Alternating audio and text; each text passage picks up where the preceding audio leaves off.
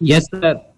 हाँ, तो आज एक नया टॉपिक शुरू करने जा रहे हैं, टोटल इंटरनल रिफ्लेक्शन का। ठीक है, तो टोटल इंटरनल रिफ्लेक्शन क्या होता है, ध्यान से समझना। टोटल इंटरनल रिफ्लेक्शन, जिसे शॉर्ट में TIR भी बोलते हैं, ठीक है, is the phenomena of complete reflection of light back into the same medium for angle of incidence greater than the critical angle of that medium. ठीक है, ये डेफिनेशन है, अभी इसको समझेंगे क्या ये डेफिनेशन क्या कह रही है। जैसे ये देखो, मान लो ये एक रेयरर मीडियम है और एक डेंसर मीडियम है। ठीक है, एयर हमने मान लिया रेयरर मीडियम और ग्लास को डेंसर मीडियम मान लिया, जिसका रिफ्रैक्टिव इंडेक्स न्यू ए और न्यू जी है। ठीक है, डेंसर मीडियम का रिफ्रैक्टिव इंडेक्स न्यू जी है और रेयरर मीडियम का न्यू ए है। ठीक है, अब मान लो कोई ऑब्जेक्ट है, ओ पॉइंट पर रखा हुआ ऑब्जेक्ट, अगर ये सीधी इसकी रेज जाएंगी तो कोई इसमें रिफ्रैक्शन नहीं होगा, सीधी पास आउट हो जाएंगी वन मीडियम से सेकेंड मीडियम में। ठीक है, अगर नॉर्मल रेज ट्रेवल करती हैं तो वो बिना डेविएट हुए, बिना रिफ्रैक्ट हुए सीधा ट्रेवल कर जाती हैं। ठीक है, अब उनमें अगर कुछ एंगल होता है, मान लो डेंसर से रेयरर मीडियम में लाइट जा रही है, जैसे लाइट रे जब हमारी डेंसर मीडियम से रेयरर मीडियम में जाती है तो होता क्या है कि लाइट रे away from the normal bend करती है। ठीक है, एक रूल होता है, लॉ ऑफ रिफ्रैक्शन का रूल होता है कि जब लाइट रे डेंसर मीडियम से रेयरर मीडियम में जाती है तो वो away from the normal bend होती है, तो ये अवे फ्रॉम द नॉर्मल गई हुई है। ठीक है, फिर हमने थोड़ा सा एंगल ऑफ इंसिडेंस और इंक्रीज कर दिया तो ये अवे फ्रॉम द नॉर्मल और ज़्यादा हो जाएगी। ठीक है, नॉर्मल से और ज़्यादा दूर हो जाएगी। फिर हमने क्या किया, थोड़ा और एंगल ऑफ इंसिडेंस इंक्रीज कर दिया तो होगा क्या, एक ऐसा पर्टिकुलर एंगल ऑफ इंसिडेंस आएगा जिस पे ये लाइट रे इतना ज़्यादा अवे फ्रॉम द नॉर्मल होगी कि ये नॉर्मल के एक प्रकार से परपेंडिकुलर हो जाएगी। ठीक है, तो इस केस में देखो, ये एंगल हुआ, एंगल ऑफ रिफ्रैक्शन हुआ 90 डिग्री। ठीक है, और एंगल ऑफ इंसिडेंस जिसे हम IC से रिप्रेजेंट कर रहे हैं, इस IC को बोलते हैं क्रिटिकल एंगल। ठीक है, क्रिटिकल एंगल क्या होता है, ऐसा एंगल होता है जब हमारी लाइट रे में एंगल ऑफ रिफ्रैक्शन 90 डिग्री का हो जाता है तो उस एंगल ऑफ इंसिडेंस को हम बोलते हैं क्रिटिकल एंगल। ठीक है, ये चीज़ क्लियर हुई होगी। अब हमने क्या किया, और ज़्यादा एंगल ऑफ इंसिडेंस को इंक्रीज कर दिया। एंगल ऑफ इंसिडेंस को और ज़्यादा इंक्रीज करेंगे तो लाइट रे और ज़्यादा अवे फ्रॉम द नॉर्मल जाएगी और ऐसी कंडीशन आ जाएगी कि लाइट रे उसी मीडियम में रिफ्रैक्ट होके वापस आ जाएगी। इसे हम बोलते हैं टोटल इंटरनल रिफ्लेक्शन। ठीक है, यानी कि लाइट रे उसी मीडियम में फिर से वापस आ जाए, एक एंगल ऑफ इंसिडेंस, ऐसा एंगल ऑफ इंसिडेंस जो कि एंगल ऑफ क्रिटिकल एंगल से ज़्यादा होता है, तो उस केस में लाइट रे हमारी वापस रिवर्स हो जाती है उसी मीडियम में। ठीक है, तो इसे हम बोलते हैं टोटल इंटरनल रिफ्लेक्शन। ठीक है, ये फिनोमिना होता है टोटल इंटरनल रिफ्लेक्शन का, और ये कब ऑकर होता है, जब हमारा angle of incidence greater than होता है क्रिटिकल एंगल। ठीक है, अब कंडीशंस ऑफ TIR हैं, ये the incident ray must be optically in denser medium. जो आपकी इंसिडेंट रे ले रहे हैं, यानी कि ऑब्जेक्ट को हम ले रहे हैं, वो हमारा डेंसर मीडियम में होना चाहिए, तभी ये फिनोमिना ऑकर होगा। ठीक है, पहली कंडीशन है ऑब्जेक्ट हमारा डेंसर मीडियम में होना चाहिए, ये जरूरी है। ठीक है, सेकेंड कंडीशन है the angle of incidence in the denser medium must be greater than the critical angle for the pair of medium in contact. यानी कि जो एंगल ऑफ इंसिडेंस है वो ग्रेटर होना चाहिए क्रिटिकल एंगल से। ठीक है, एंगल ऑफ इंसिडेंस जब क्रिटिकल एंगल से ग्रेटर होगा तभी ये फिनोमिना ऑकर होएगा। ठीक है, अब देखते हैं relation between critical angle and refractive index. ये बहुत इंपॉर्टेंट टॉपिक है, इसको ध्यान से समझ लेना। Critical angle is the angle of incidence in the denser medium for which the angle of refraction is in rarer medium is 90 degree. यानी कि जो रेयरर मीडियम में एंगल बन रहा था वो 90 डिग्री का जब बन रहा था रिफ्रैक्शन का एंगल, तो उसके करस्पॉन्डिंग जो एंगल इंसिडेंस का था उसे हम क्रिटिकल एंगल बोल रहे हैं। ठीक है, तो एक फार्मूला आपने पढ़ा था स्नेल्स लॉ में कि जो आपका G/μA है, यानी कि refractive index of medium a, यानी कि refractive index of air with respect to glass equal to होता है sine i upon sine r. ठीक है, साइन आई को अगर हम साइन IC ले लें, क्रिटिकल एंगल ले लें, तो साइन आर ऑब्वियस सी बात है 90 डिग्री हो जाएगा। ठीक है, तो यहाँ पर इक्वल टू साइन IC हो जाएगा। ठीक है, अब ये हो गया साइन IC। अब ए न्यू जी होता है इक्वल टू 1/g न्यू ए, ठीक है। यानी कि अगर रिफ्रैक्टिव इंडेक्स मीडियम पैरेलल में रखे हैं तो उनको इस प्रकार से भी हम अरेंज कर सकते हैं। ये हम पिछली क्लास में बताए थे, तो यहाँ तक कोई डाउट नहीं होना चाहिए। अब देखो इसको लिखेंगे हम कैसे। अब जी न्यू ए की वैल्यू हमने निकाली थी साइन आई सी होती है, जी न्यू ए की वैल्यू है साइन आई सी, तो हम ए न्यू जी को लिख सकते हैं 1/sin आई सी, ठीक है। या फिर साइन आई सी को लिख सकते हैं 1/a न्यू जी, ठीक है। साइन आई सी को 1/a न्यू जी लिखा जा सकता है, इसमें कोई दिक्कत नहीं। अब देखो ये भी हमने बताया था कि जो आपका ये है sine I C equal to lambda ji upon lambda A है।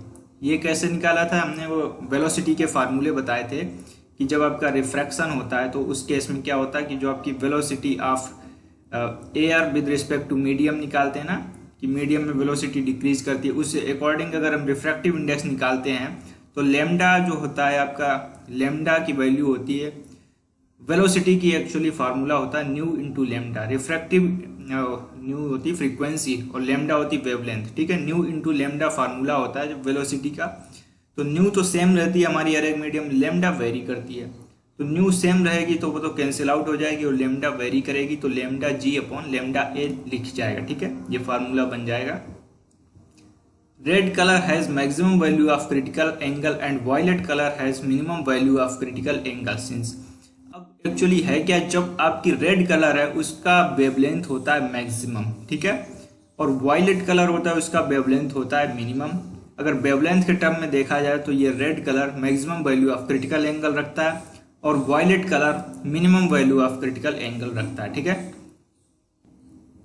एप्लीकेशन ऑफ TIR की अगर हम बात करें, टोटल इंटरनल रिफ्लेक्शन के एप्लीकेशंस की बात करें तो एक मिराज फॉर्मेशन होता है। मिराज क्या होती है, जब आप रेगिस्तान में जाते हैं तो रेगिस्तान में क्या होता है कि आपका कोई दूर हम देखते हैं तो ऐसा लगता है पानी टाइप का है। जैसे रोड होती है गर्मियों में, सड़कों पर देखो बहुत दूर तक ऐसा लगता है कि पानी से हल्का हल्का भरा हुआ है, ठीक है, तो उसे हम बोलते हैं मिराज। वो भी एक टोटल इंटरनल रिफ्लेक्शन का ही फिनोमिना है, ठीक है। एक्चुअल में होता क्या है, जो हमारी जब गर्मियाँ ज़्यादा होती हैं तो जो सरफेस के पास की लेयर होती है वो एयर की लेयर हॉट हो जाने की वजह से रेयर हो जाती है और ऊपर की लेयर डेंस हो जाती है, ठीक है। ऊपर की लेयर डेंस है, नीचे की लेयर हॉट है, ठीक है। तो अब रिफ्रैक्टिव इंडेक्स मीडियम में चेंज हो जाता है और हमारी जो लाइट रे है वो डेंसर से रेयर मीडियम में आती है, तो वो एक मिराज का फॉर्मेशन करती है, ठीक है। लूमिंग भी एक फिनोमिना है जो समुद्र वगैरह में देखने को मिलता है। समुद्र में जब दूर देखा जाता है तो ऐसा लगता है कि जो आपके जहाज हैं, समुद्री जहाज, वो थोड़ा एयर में हवा में लटके हुए हैं, ऐसा लगता है। वो भी एक TIR का फिनोमिना है, ठीक है। टोटली रिफ्लेक्टिंग प्रिज्म होते हैं। प्रिज्म भी जो होते हैं टोटली रिफ्लेक्टिंग प्रिज्म, यानी कि वहां पर भी अपना टोटल इंटरनल रिफ्लेक्शन ऑकर होता है। प्रिज्म वाले केस में आगे हम डिस्कस करेंगे इसे, तो वहां पर भी TIR का फिनोमिना होता है, ठीक है। ऑप्टिकल फाइबर्स होते हैं, जो ऑप्टिकल फाइबर में अपने लाइट के सिग्नल ट्रेवल करते हैं, वो भी TIR का फिनोमिना फॉलो करते हैं, ठीक है। उसमें होता क्या है, जो ऑप्टिकल फाइबर बनाए जाते हैं उसमें ऐसा ऑप्टिकली डेंसर मीडियम रखा जाता है जिसमें अगर लाइट रे इंटर करती है तो वो बाहर नहीं जा पाती, टोटली इंटरनली रिफ्लेक्ट करते हुए आगे ट्रेवल करती रहती है, ठीक है। टोटल इंटरनल रिफ्लेक्शन होता रहता है लाइट रे में, ऑप्टिकल फाइबर के केस में, और लाइट रे उसी में ट्रेवल करती रहती है, ठीक है। स्पार्कलिंग ऑफ डायमंड, डायमंड भी जो हमारे चमकते हैं वो इसी कारण से चमकते हैं, जब लाइट रे डायमंड में इंटर कर जाती है तो डायमंड का रिफ्रैक्टिव इंडेक्स ज़्यादा होता है और इतना ज़्यादा होता है कि लाइट रे हमारी फिर बाहर नहीं निकल पाती। वो इस प्रकार से डिज़ाइन किए जाते हैं उनकी सरफेस को, डायमंड को इसीलिए बोला जाता है कि उसको डिज़ाइन करना काफ़ी डिफिकल्ट होता है। उसको डिज़ाइन इस प्रकार से किया जाता है कि वो लाइट रे वहाँ से फिर इंटर तो कर जाती है, फिर टोटली इंटरनली रिफ्लेक्ट करती रहती है, उसके अंदर ही घूमती रह जाती है, ठीक है। यानी एक प्रकार से लाइट रे हमारी ट्रैप हो जाती है उसके अंदर और डायमंड हमारा फिर स्पार्कल करता है, चमकता है, ठीक है। यहां तक किसी को कोई डाउट है टोटल इंटरनल रिफ्लेक्शन में तो पूछ सकता है मेरे को। स्फेरिकल रिफ्रैक्टिंग सरफेस की अगर हम बात करें तो स्फेरिकल रिफ्रैक्टिंग सरफेस एक इंपॉर्टेंट टॉपिक है, अब इसको समझना है ध्यान से। Spherical refracting surface is a part of sphere of refracting material. कोई रिफ्रैक्टिंग मटेरियल है उसका एक पार्ट है, ठीक है, कोई स्फेरिकल रिफ्रैक्टिंग मटेरियल है उसका पार्ट है, ठीक है। A refracting surface which is convex towards the rare medium is called convex refracting surface, ठीक है। अगर रेयर मीडियम की तरफ अगर सरफेस हमारा कॉन्वेक्स है तो उसको हम बोलेंगे कॉन्वेक्स रिफ्रैक्टिंग सरफेस, ठीक है। और अगर रेयर मीडियम की तरफ हमारा सरफेस कॉनकेव है तो उसको हम बोलेंगे कॉनकेव रिफ्रैक्टिंग सरफेस, ठीक है। अब ये देखो जैसे डायग्राम बने हुए हैं, एक तो कॉन्वेक्स रिफ्रैक्टिंग सरफेस है, ये पहला वाला जो डायग्राम है कॉन्वेक्स रिफ्रैक्टिंग सरफेस का है, और ये कॉनकेव रिफ्रैक्टिंग सरफेस का है, ठीक है। रेयर मीडियम जो ये मीडियम है, रेयर बाहर का मीडियम है, वो रेयर मीडियम लिया गया है और अंदर का मीडियम डेंसर मीडियम लिया गया है। और रेयर मीडियम की तरफ ये सरफेस देखो कॉन्वेक्स दिख रहा है ना, तो ये कॉन्वेक्स रिफ्रैक्टिंग सरफेस है, ठीक है। अब जब लाइट रे ट्रेवल करेगी तो उसमें कुछ नाम भी दिए जाते हैं अपने, वो उन्हें समझ लेते हैं। जैसे ये है यहाँ पर रेडियस ऑफ कर्वेचर होता है अपना, कि जो आपका कर्वेचर है उसकी क्या रेडियस है, ये 10th क्लास में पढ़े होगे। सी होता है सेंटर ऑफ कर्वेचर, ठीक है। पी होता है हमारा पोल, ये जो पी पॉइंट दिखाई पड़ रहा है इसे हम बोलते हैं पोल, ठीक है। सी है सेंटर ऑफ कर्वेचर, पोल से सेंटर ऑफ कर्वेचर की दूरी को हम बोलते हैं रेडियस ऑफ कर्वेचर, ठीक है। ये कुछ नाम है, इन्हें जरूरत पड़ेगी इनकी, तो इनको ध्यान में रख लेना। अब देखो जब हम ये स्फेरिकल रिफ्रैक्टिंग सरफेस से अपने जब डिराइव करेंगे फार्मूला, तो उसमें कुछ एजम्पशंस माने जाएंगे, और वो एजम्पशंस क्या क्या हैं वो समझ लेना। पहला एजम्पशन है object is the point object lying on the principal axis, यानी ऑब्जेक्ट को हम पॉइंट ऑब्जेक्ट की तरफ लेके चलेंगे, पॉइंट ऑब्जेक्ट की तरह ट्रीट करेंगे, ठीक है। पहला एजम्पशन ये है, ऑब्जेक्ट को पॉइंट ऑब्जेक्ट की तरह ट्रीट करेंगे, ठीक है। दूसरा एजम्पशन है the incident and the refracted ray make small angle with the principal axis. Incident ray और रिफ्रैक्टेड रे के एंगल को स्मॉल एंगल मान के चलेंगे, प्रिंसिपल एक्सिस के साथ ये स्मॉल एंगल बनाएंगे, ठीक है, ऐसा मान के चलेंगे। द अपर्चर यानी कि जो आपका डायमीटर होता है कर्व सरफेस का, वो बहुत स्मॉल है, ठीक है। छोटा सा डायमीटर का कोई सरफेस हम लेके मान के चलेंगे, ठीक है। अब देखते हैं new Cartesian sign convention. Sign convention ये 10th क्लास में पढ़े थे, लगभग वैसे ही है साइन कन्वेंशन। अब उसमें क्या है, the incident ray is taken from left to right, यानी कि जो हमारी इंसिडेंट रे ट्रेवल करेगी वो लेफ्ट से राइट की तरफ ट्रेवल करेगी, ठीक है। All the distances are measured from the pole of the refracting surface. जो हमारे जितने भी डिस्टेंस आप मेजर करोगे, चाहे ऑब्जेक्ट का डिस्टेंस मेजर करो, चाहे रेडियस ऑफ कर्वेचर मेजर करो, चाहे इमेज का डिस्टेंस मेजर करो, वो सारे डिस्टेंस मेजर हम कहाँ से करेंगे, पोल से मेजर करेंगे, ठीक है।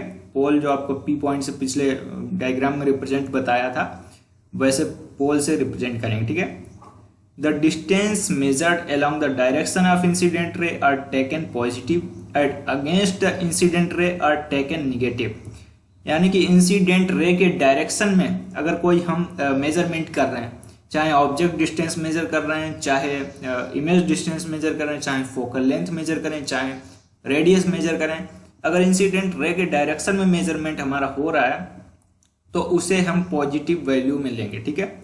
और अगेंस्ट इंसिडेंट रे अगर हम जा रहे हैं, इंसिडेंट रे के अपोजिट अगर हमारा मेजरमेंट होएगा तो वहां पर हम निगेटिव वैल्यूज लेंगे, ठीक है। The vertical distance measured from the principal axis is in upward direction is taken as positive, यानी कि जब वर्टिकल डिस्टेंस की बात होती है, यहाँ तो वैसे हम पॉइंट ऑब्जेक्ट लेके चल रहे हैं, जो वर्टिकल डिस्टेंस होती है, चाहे ऑब्जेक्ट की डिस्टेंस हो चाहे इमेज की डिस्टेंस हो, अगर अपवर्ड डायरेक्शन में है, प्रिंसिपल एक्सिस के अपवर्ड है, तो उस केस में हमारी वैल्यू पॉजिटिव होती है, ठीक है। और अगर हम डाउनवर्ड डायरेक्शन में वैल्यू को मतलब इमेज को ले रहे हैं या फिर ऑब्जेक्ट को ले रहे हैं या फिर कुछ भी वैल्यू या मेजरमेंट ले रहे हैं डाउनवर्ड डायरेक्शन में, प्रिंसिपल एक्सिस के डाउनवर्ड, तो उसकी वैल्यू निगेटिव होगी, ठीक है। अब ये देखो रिफ्रैक्शन एट कॉन्वेक्स सरफेस है। अब ये देखो यहाँ से अब डेरिवेशन आएगा, ये डेरिवेशन बहुत इंपॉर्टेंट है, इसको समझ लेना। एक डेरिवेशन मैं यहाँ पे समझा रहा हूँ, बाद बाकी डेरिवेशन आपको होमवर्क में करने, क्योंकि वो बाद बाकी सिमिलर हैं, जैसा ये बताया जाएगा उससे ही रिलेटेड है बाद बाकी सारे डेरिवेशन, तो इसको ध्यान से समझ लेना है, ठीक है। फिर इसी के बेस पे 2-3 डेरिवेशन और हैं, वो होमवर्क के लिए हैं, आपको करने हैं, ठीक है, आज ही करने हैं। रिफ्रैक्शन एट कॉन्वेक्स सरफेस की बात करें कि कॉन्वेक्स सरफेस लिया है हमने और वहाँ से हम रिफ्रैक्शन करवा रहे हैं, तो वो रिफ्रैक्शन कैसे होगा और उसमें क्या फार्मूला निकलेगा, कैसे निकलेगा, ठीक है। अब देखो, from rare medium to denser medium refraction हो रहा है और यहाँ पर रियल इमेज फॉर्म होगी। तो पहले हम देखते हैं, जैसे ये मीडियम लिया हमने, एक रेयर मीडियम लिया और एक डेंसर मीडियम लिया, ν1 ν2 इनका रिफ्रैक्टिव इंडेक्स है, ठीक है। अब ये देखो, C है सेंटर ऑफ कर्वेचर, P है पोल, ठीक है, और ये हमने बना दी प्रिंसिपल एक्सिस, ठीक है। ये ऑब्जेक्ट जो O ब्लू पॉइंट से दिख रहा है, ये O ऑब्जेक्ट है हमारा। अब ऑब्जेक्ट से जब लाइट रे ट्रेवल की, एक तो प्रिंसिपल एक्सिस से लाइट रे ट्रेवल करेगी तो वो बिना डेविएट किए हुए पास हो जाएगी, ठीक है। और दूसरा लाइट रे जब ट्रेवल कर रही है, ये जो ब्लू लाइन दिख रही है लाइट रे की, जो ये ट्रेवल कर रही है, ये रिफ्रैक्ट होगी, ठीक है। रिफ्रैक्ट होगी जब अपनी लाइट रे रेयर से डेंसर मीडियम में जाती है तो टुवर्ड्स द नॉर्मल बेंड होती है, ठीक है। तो अब जैसे हमने नॉर्मल बनाया है तो ये टुवर्ड्स द नॉर्मल बेंड हुई है कुछ हद तक, ठीक है, और ये बेंड होके प्रिंसिपल एक्सिस पर इमेज जिसकी आई पॉइंट। अब एंगल के नाम रखते हैं, ये है आई हमारा इंसिडेंस एंगल, ठीक है, एंगल ऑफ इंसिडेंस इसे बोलोगे। अब एम, जैसे ए एम बनाई अपनी, ऐसे वर्टिकल परपेंडिकुलर ड्रॉ कर दिया, ठीक है। अब देखो आर है एंगल ऑफ रिफ्रैक्शन, ठीक है, आर जो दिख रहा है एंगल ऑफ रिफ्रैक्शन है। अल्फा एक ऐसे ही एंगल हमने बनाया है अल्फा, और बीटा भी एक इमेज के साथ जो एंगल बन रहा है वो बीटा से रिप्रेजेंट किया है, ठीक है। अब यहाँ पर देखो, अपनी थोड़ी सी ज्योमेट्री लगाएंगे तो एक्सटर्नल एंगल की प्रॉपर्टी होती है, जैसे ये ट्रायंगल बन रहा है ना, ACI वाला ट्रायंगल बन रहा है, ACI के ट्रायंगल में जो एक्सटीरियर एंगल होता है, एक्सटीरियर एंगल यहाँ पर गामा से रिप्रेजेंट किया हमने, ठीक है। गामा एक्सटीरियर एंगल है और आर और बीटा इंटीरियर एंगल है उसके, ठीक है। और यहाँ पर देखो, रेडियस ऑफ कर्वेचर आर से रिप्रेजेंट की गई है, आर जो है रेडियस ऑफ कर्वेचर है, और यू है वो ऑब्जेक्ट की डिस्टेंस है, ठीक है, यू ऑब्जेक्ट डिस्टेंस है, और वी है इमेज की डिस्टेंस, ठीक है। ये इतने सारे नॉमेनक्लेचर हो गए आपके, जो आपकी इमेज जो डायग्राम से रिलेटेड है, इसमें आई थिंक कोई दिक्कत नहीं होनी चाहिए, कोई दिक्कत है तो पूछ सकते हो, ठीक है। अब आई की बात करें, अब यहाँ पर देखो, अगर हम ये ट्रायंगल लें, AOI वाला ट्रायंगल लें, ये बड़ा वाला ट्रायंगल AOI जो दिखाई पड़ रहा है, अगर ये ट्रायंगल हम कंसीडर करें तो इस ट्रायंगल में जो एक्सटीरियर एंगल बन रहा है वो आई का एक्सटीरियर एंगल बन रहा है, ठीक है। आई का एक्सटीरियर एंगल है और इंटीरियर एंगल है अल्फा और बीटा। अब एक्सटीरियर एंगल की एक प्रॉपर्टी होती है कि वो उसका एक्सटीरियर एंगल इक्वल होता है दो अपोजिट इंटीरियर एंगल के सम के बराबर, ठीक है। तो आई इक्वल टू ये, हाँ, एक्सटीरियर एंगल ये बन रहा है ना, अल्फा और गामा इसके इंटीरियर एंगल बन रहे हैं, ठीक है। अगर हम ट्रायंगल ये देखेंगे तो अल्फा और गामा इंटीरियर एंगल बन रहे हैं, तो आई इक्वल टू हो जाएगा अल्फा प्लस गामा, ठीक है। अब बात की जाए, जो ये नेक्स्ट ट्रायंगल ले रहे हैं ACI वाला ट्रायंगल, ठीक है, यहाँ पर जो गामा एक्सटीरियर एंगल बन रहा है उसके इंटीरियर एंगल हैं आर और बीटा, ठीक है। तो gamma equal to r plus beta लिख सकते हैं, इसमें कोई दिक्कत नहीं। तो आर अगर हम निकालेंगे तो गामा माइनस बीटा हो जाएगा, ठीक है। अब tan का फार्मूला लगाएंगे, tan अल्फा की हम वैल्यू फाइंड आउट करेंगे। अब tan अल्फा की वैल्यू हम कैसे फाइंड आउट करेंगे, जो आपका ये ट्रायंगल दिख रहा है AMO वाला, AMO ट्रायंगल दिख रहा है, इसमें हम फार्मूला लगाएंगे tan का फार्मूला। tan होता है अपना परपेंडिकुलर अपॉन बेस, परपेंडिकुलर है यहाँ MA और बेस है MO, ठीक है। तो MA अपॉन MO लिख देंगे। अब एक चीज और है, जो आपका अल्फा है, जब छोटा एंगल होता है तो tan अल्फा रिप्लेस किया जा सकता है अल्फा से, ठीक है। अगर हमारा एंगल छोटा है तो tan अल्फा को अल्फा से रिप्लेस कर सकते हैं, तो alpha equal to MA upon MO हो जाएगा, ठीक है। वैसे ही tan बीटा का फार्मूला लगाओगे यहाँ पे तो AM अपॉन MI होगा, ठीक है। tan beta AM upon MI है और beta equal to MA upon MI है। क्यों बीटा से रिप्लेस कर दिए, क्योंकि बीटा भी आपका स्मॉल एंगल है, तो tan बीटा को बीटा से रिप्लेस कर सकते हैं, ठीक है। अब tan गामा की बारी आई। अब tan गामा के लिए हम AMC वाला ट्रायंगल लेंगे, AMC के ट्रायंगल में इसका फार्मूला लगाएंगे, ठीक है। परपेंडिकुलर यहाँ पे AM और बेस जो है आपका एम सी है, तो tan gamma equal to m A upon M c हो जाएगा, ठीक है, और gamma equal to m A upon M c हो जाएगा, ठीक है।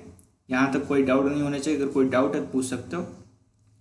अकॉर्डिंग टू स्नेल्स लॉ आप लगाओ, स्नेल्स लॉ है sine i upon sine r, sine i upon sine r होता है refractive index of medium 2 upon medium 1। जब हम एयर का रिफ्रैक्टिव इंडेक्स 1 मान लेते थे तो sine i upon sine r direct हम न्यू लिख देते थे, ठीक है, क्योंकि उस केस में हम एयर को कंसीडर करते थे यहाँ, लेकिन हम न्यू 1 कोई मीडियम ले रहे हैं, हल्का सा मीडियम ले रहे हैं, रिफ्रैक्टिव इंडेक्स जिसका कम है वो मीडियम ले रहे हैं, ठीक है। तो यहाँ पर sine i upon sine r equal to mu 2 upon mu 1 ले रहे हैं, ठीक है। न्यू 1 ऐसा मीडियम है जहाँ पर आपका ऑब्जेक्ट रखा है, न्यू 2 में इमेज बन रही है, ठीक है। तो इसे हम लिख सकते हैं, अब एंगल आपके छोटे हैं तो साइन आई को आई से रिप्लेस किया जा सकता है और साइन आर को आर से रिप्लेस किया जा सकता है जब एंगल हमारे छोटे होते हैं, ठीक है। Sine i upon sine r equal to mu 2 upon mu 1 है, तो i upon r equal to mu 2 upon mu 1 है, ठीक है, क्योंकि एंगल छोटे थे तो सब साइन आई को हमने आई से रिप्लेस कर दिया था और साइन आर को आर से रिप्लेस कर दिया था, ठीक है। तो i upon r equal to mu 2 upon mu 1 लिख सकते हैं, ठीक है, यहाँ तक कोई डाउट नहीं। तो फिर अब देखो क्रॉस मल्टीप्लाई करेंगे, mu 1 i equal to mu 2 r हो जाएगा, सिंपल सी बात है। अब वैल्यू पुट करेंगे, न्यू 1 हमने लिख दिया और आई की वैल्यू जो स्टार्टिंग में निकाली थी अल्फा प्लस गामा वो लिख दी, ठीक है, और न्यू 2 लिख दिया और आर की वैल्यू गामा माइनस बीटा जो निकाली थी, ठीक है, वो वैल्यू हमने लिख दी, ठीक है। यहाँ तक कोई डाउट नहीं होना चाहिए। I think substituting for alpha r alpha beta and gamma और रिप्लेस करेंगे एम को पी से, क्योंकि ये डिस्टेंस बहुत ही छोटी है, एम और पी के बीच की जो डिस्टेंस है वो छोटी है, तो हम एम को पी से भी रिप्लेस कर सकते हैं, ठीक है, ये चीज़ क्लियर हुई। अब जब हम इसको सॉल्व करेंगे ये सारी वैल्यू को पुट करके, यानी कि जो यहाँ पर अल्फ़ा की वैल्यू है, अल्फ़ा की वैल्यू हम यहाँ से निकालेंगे एम ए अपॉन एम ओ से, और गामा की वैल्यू निकालेंगे एम ए अपॉन एम सी से, और गामा की वैल्यू यही है, बीटा की value M A upon M I होगी। अब यहाँ पर m को हम रिप्लेस करेंगे p से, ठीक है, यानी कि जो मेजरमेंट होंगे वो हमारे m से नहीं होंगे, पोल से होंगे, ठीक है, और वो वैल्यू सेम ही होगी। क्यों होगी? क्योंकि m और p में कोई ज़्यादा डिफरेंस नहीं है, ठीक है। तो यहाँ alpha p a upon p o हो जाएगा, beta p a upon p i हो जाएगा, gamma p a upon p c हो जाएगा, ठीक है। इस टाइप से हम वैल्यू को पुट करेंगे और जब सॉल्व करेंगे, इधर उधर अरेंज करेंगे, तो आपका ये फार्मूला निकल के आ जाएगा, mu 1 upon p o plus mu 2 upon p i equal to mu 2 minus mu 1 upon p c, ठीक है। ये वैल्यू निकल के आ जाएगी। अब हमें साइन कन्वेंशन को ध्यान में रखते हुए ये फार्मूले में वैल्यू पुट करनी है, यानी कि पी ओ है, पी ओ आपका इंसिडेंट रे के अपोजिट डायरेक्शन में मेजरमेंट हो रहा है, तो इसे हम माइनस यू से लिखेंगे, ठीक है। और पी आई जो है हमारा वो इंसिडेंट रे के डायरेक्शन में मेजरमेंट हो रहा है, तो इसे पॉजिटिव वी लिखेंगे, ठीक है। ये इमेज की डिस्टेंस है तो पॉजिटिव वी लिखेंगे। और पी सी भी हमारा इंसिडेंट रे के डायरेक्शन में है, तो इसे प्लस आर से लिखेंगे, ठीक है। अब ये सारी वैल्यू पुट करेंगे तो ये जो नीचे फार्मूला दिखाई पड़ रहा है, ये फार्मूला हमारा निकल के आ जाएगा, ठीक है। अब देखो, अब जो आपको करना है होमवर्क में वो है आपके जो हम बताए जा रहे हैं, रिफ्रैक्शन एट कॉन्वेक्स सरफेस से रिफ्रैक्शन हमें करवाना है।